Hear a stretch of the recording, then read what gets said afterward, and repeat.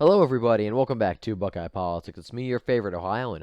Today, we're going to be doing an analysis in the 2022 New York governor race. This could be a race that most people didn't think would be very interesting, but there's been some polls recently and some talk online that perhaps Lee Zeldin, the Republican nominee, could be running a good enough campaign to take down Kathy Hochul, who is the acting governor. She was not elected. She was Andrew Cuomo's lieutenant governor. After he resigned, she became the governor. So she has yet to be elected across the state, and she's pretty unpopular, all things considered. And so, because of that, a lot of people have been saying that Lee Zeldin has a chance at winning in the very blue state of New York. We're going to come down here and look at the polls and kind of see whether that's possible, what the polls are saying, and how I think the race is going to go.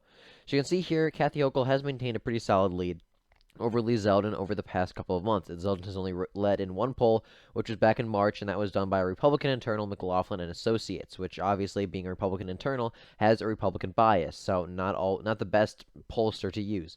That said, some of the more accurate pollsters, such as the Trafalgar Group and Emerson College, have shown the race very competitive recently, with Emerson College having Kathy Hochul only at 50% and Lee Zeldin at 35, and Trafalgar showing Kathy Hochul at 48 and Lee Zeldin at 43. And if you look at all these polls here, it's very clear that Kathy Hochul is pretty much capped at about 50% or so, maybe a little bit like 52%.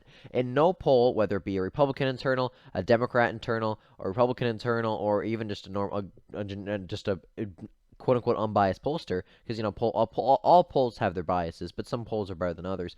Emerson College, for example, is a great pollster. So is Trafalgar.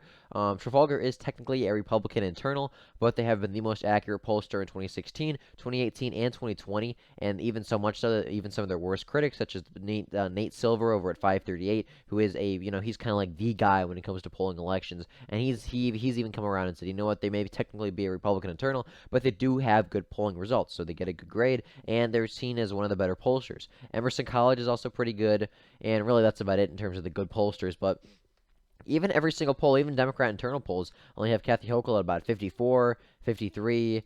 Siena College isn't a Democrat internal, but they have a left-leaning bias. Coefficient only has her at 49%. And so these are interesting polls because as an incumbent governor, you should always try to be above 50%. A good gauge for how a candidate is doing if they're an incumbent is if they're polling better than 50% in most polls.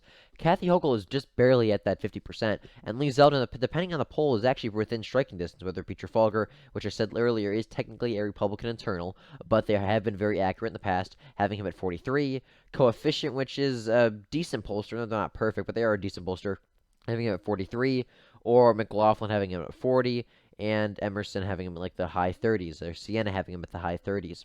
So it's just interesting to know because, like I said, a good gauge for how an incumbent politician is doing is they are at above 50%. And in the pollsters that are more accurate, such as Emerson and Trafalgar, they have Hochul at just at 50%. Emerson has Kathy Hochul at 50%. Trafalgar has her at 48%, and then another older Emerson poll has her at 51%. So it's clear that Kathy Hochul is just barely above that minimum to whether she's probably still going to win by a pretty decent margin. I personally think Lee Zeldin's going to make this race interesting. He's running a very good campaign. If you look at all the polls for New York, the biggest issue is crime in New York. It's the biggest issue. It's bigger than anything else, and most states are like that, but New York especially. And Lee Zeldin has launched a blitz of ads which will really highlight Kathy Hochul's failures on crime. He's talked about how he's been endorsed by some Democrats in New York City who also want to stop the crime and enact law and order policies. And because of that, I think Lee Zeldin might make the race interesting.